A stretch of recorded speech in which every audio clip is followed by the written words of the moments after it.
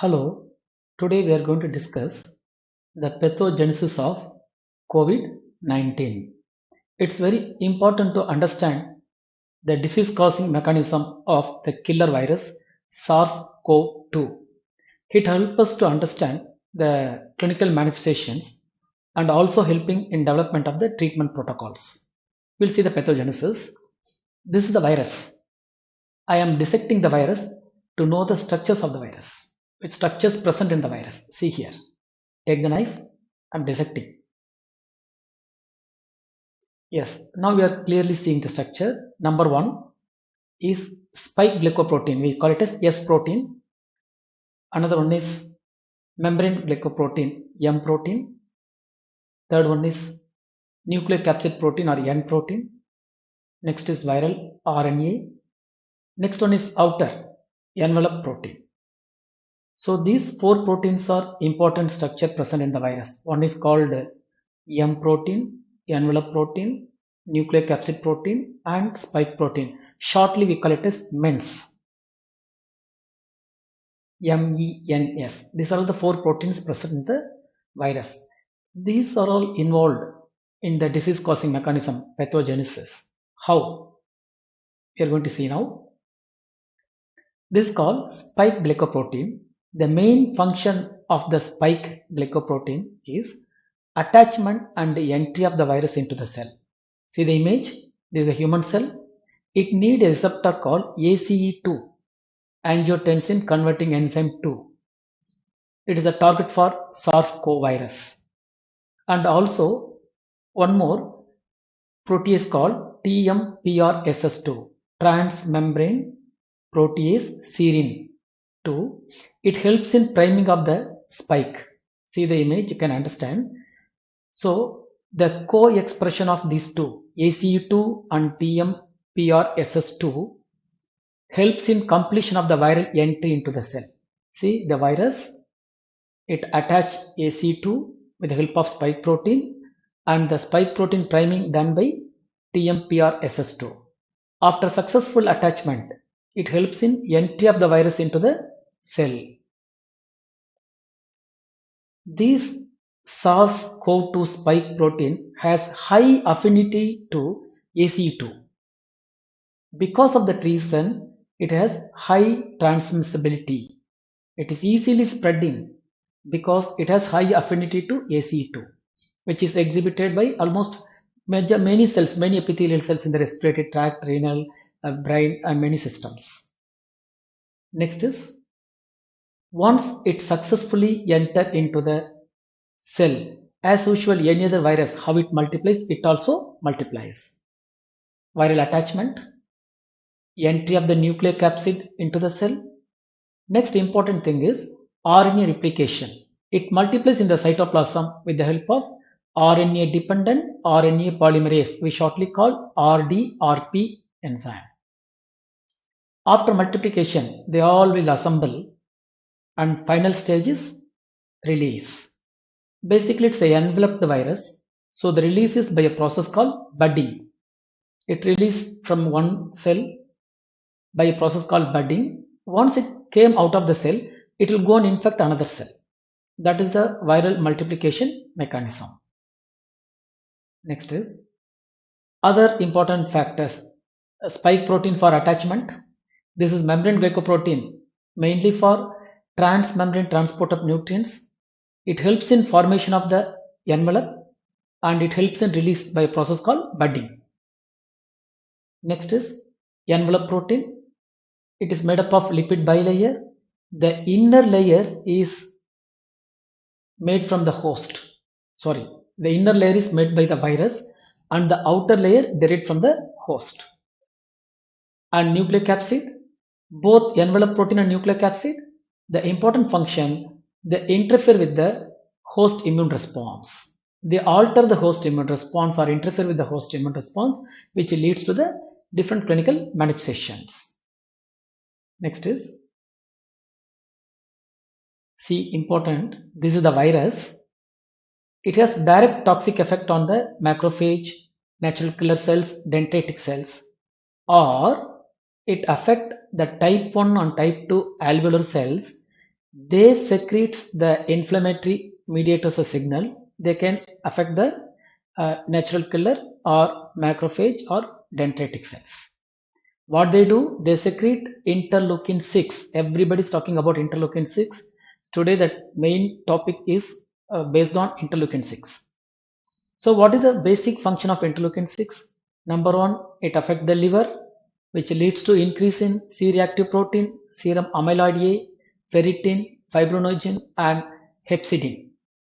These will get elevated because of it affect the liver function, interleukin 6.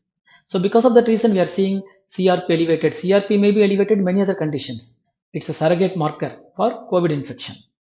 Next is in the endothelium, in the vessels, it increases the vascular permeability, it increases the vascular contraction, signal amplification of interleukin 6, it increases the neutrophil monocyte recruitment, and it decreases the E-cadherin, which leads to vascular leakage. Next is the interleukin 6 affects T cells and B cells, which leads to increase in Th17, which increases all kind of inflammatory responses, autoimmune responses, CD8, and plasma cells, which produces antibodies, and it decreases the T regulatory cells. There won't be any regulation of immune system. Apart from that, interleukin 6 directly acts on, it increases thrombopoietin, C3, and that is complement C3 activation leads to complement mediated lysis, and it completes the antigen antibody reactions, and it decreases the albumin. So total this mechanism leads to cytokine storm. That's the end result of the disease. Final stage of the disease, cytokine storm. This is the basic mechanism. So basically it affects the vascular system and the immune system and the liver, many things. So in nutshell, interleukin 6, is it good or bad? Is it pro-inflammatory or anti-inflammatory? That's a question. The answer is it's both. It has both pro and anti-inflammatory effect. There are two mechanisms are there. One is called classic signaling, another one is called trans signaling. The classic signaling leads to anti-inflammatory and the trans signaling leads to pro-inflammatory. So it has both property, good and bad. Now I'm going to give in a nutshell pathogenesis. Number one, direct cytotoxicity by the virus to the cells. Number two, dysregulation of the renin angiotensin aldosterone system, ROS, which leads to inflammation, vasoconstriction, and vascular permeability. Next is endothelial inflammation leads to increased thrombin production and decreased fibrinolysis. Next is dysregulated immune response leads to T cell lymphopenia, inhibition of interferon signaling, hyperactive innate immunity, finally leads to cytokine release syndrome. That means cytokine storm. So this is the pathogenesis. Based on the pathogenesis, it may affect different structures.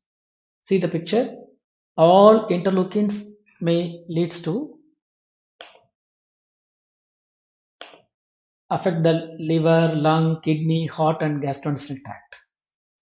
So what are all the clinical manifestations? Systemize, common respiratory.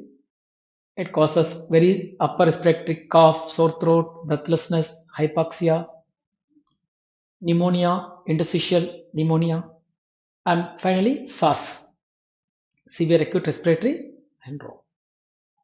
Next is CNS. It causes headache, dizziness, encephalopathy, GBS, Guillain-Barré syndrome, myalgia, anosmia, loss of smell, and stroke. These are all the CNS manifestations. CVS, it causes cardiomyopathy, myocardial injuries and myocarditis, myocardial ischemia, cardiac arrhythmias, acute carpulmonale, cardiogenic shock. Renal, acute kidney injury, it causes proteinuria and hematuria. Hepatobiliary, elevated aminotransferase and bilirubin. These are all due to the release of interleukins and other functions. GIT, it causes diarrhea, nausea and vomiting, abdominal pain, and anorexia. Skin, dermatological, it causes petechiae, erythematous rash, and urticaria. And vesicles also. Next is vascular, it produces deep vein thrombosis, pulmonary embolism, catheter related thrombosis. Endocrine, hyperglycemia leads to DKA, diabetic ketoacidosis. Based on that, we can make the treatment. Number 1, oxygen therapy. Number 2, antibiotics combination, either amoxicillin, azithromycin, fluoroquinolones. Next is antivirals, which inhibits the action of RDRP, RNA-dependent RNA polymerase, and many other functions. Next is corticosteroids to reduce the inflammation, to reduce the activities of immune system, to suppress, and convalescent plasma, the pre-existing antibody, may help in control of the disease. So the take-home messages of this presentation is: number 1, the SARS-CoV-2 has various direct and indirect effects on human cells. Clear understanding of the pathogenesis helps in clinical staging and management. Based on the clinical staging, based on the clinical manifestation, you can understand, you can tell which stage or what is the mechanism behind it. Once you know the mechanism behind it, we can use drugs to inhibit the mechanism and we can save the patient. So, understanding the pathogenesis helps in drug and vaccine development. Finally, if there is no cure for the disease, there is no specific drug, so I'll change the quote: prevention is better than management.